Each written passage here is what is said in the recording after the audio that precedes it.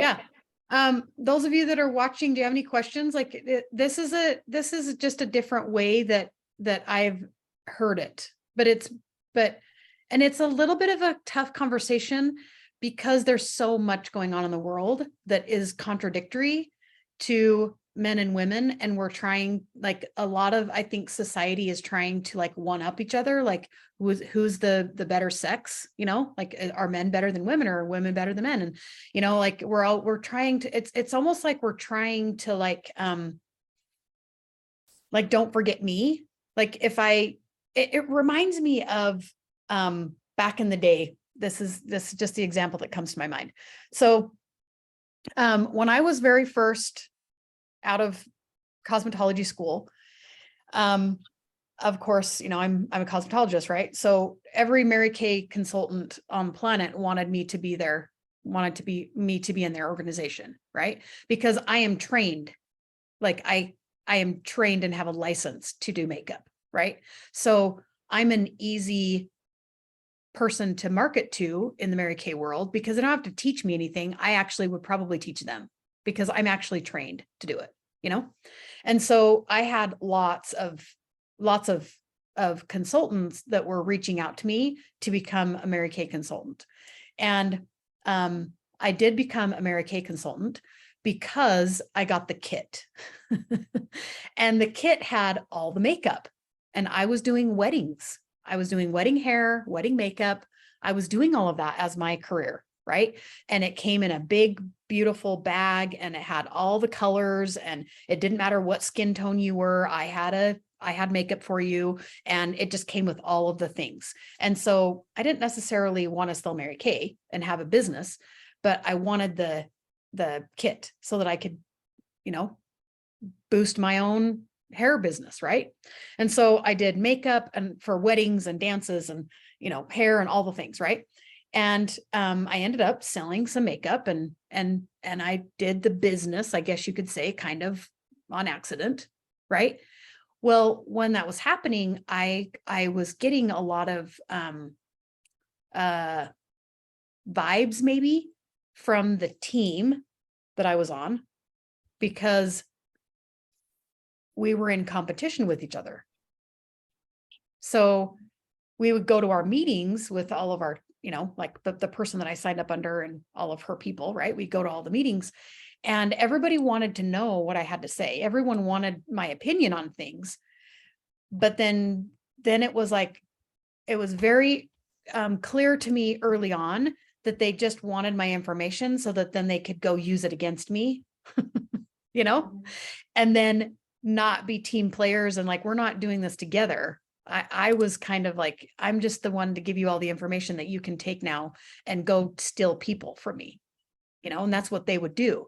And because I'm like naive at the time, I mean, I probably still am a little bit.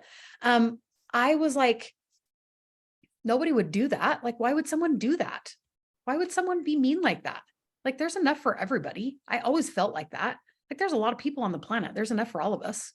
Like if this person is better to work with you and, you guys get along, then great. There's somebody else for me. Like that was always kind of my thought process. But I learned really quickly that I was a minority in that, like people steal from each other, and backbite and stab each other and like take people, like it's a tough world out there. Right. And I think that this goes along with, like, that was probably my first real experience with the way that humans interact with each other and the levels of hierarchy of the type of people that would do that and the type of people that wouldn't.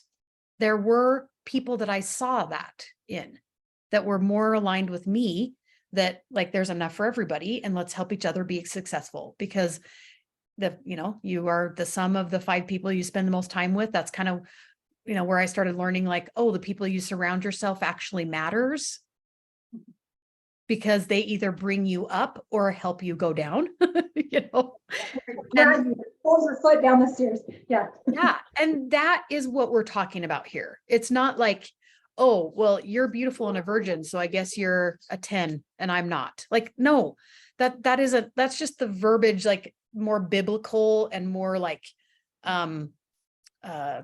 ancient language of like where it started clear in the past. But I guess maybe for me, the language is those women that would befriend me because I had something that I could do for them. And as soon as I did that thing for them, then they discarded me. I wasn't worth anything to them anymore because I didn't have any more information, or, I couldn't help them anymore.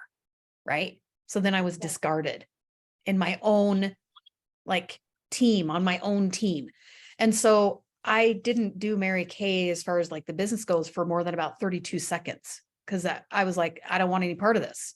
Like, that's not who I want to be around.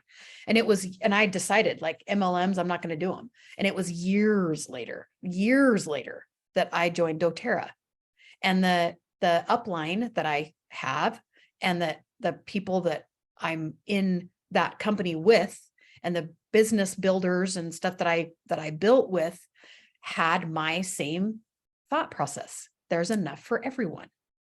I will help you and you'll help me, and it will happen organically. We won't even have to try. We're just going to be nice humans. We are just going to realize that there's enough people around to make us all successful. And there's enough people around, and we don't all just have one thing that we like. Like, I subscribe to lots of different things. I support lots of different people, and I'm only one person, but we can do that. We have the ability to do that.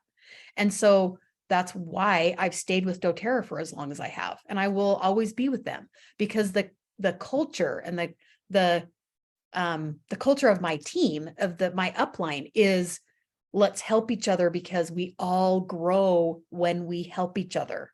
And that's what we're talking about, is if you can move yourself up in the hierarchy, is kind of like how we're talking about it. Like, that's the language that we're using, but really it's help the people that are in your same sphere. If we can help each other, then what is the raise the boats thing? Like, all the water raises. Yeah, it raises for everyone. Like, that is what we're talking about here, is stop trying to get yourself into the men's world.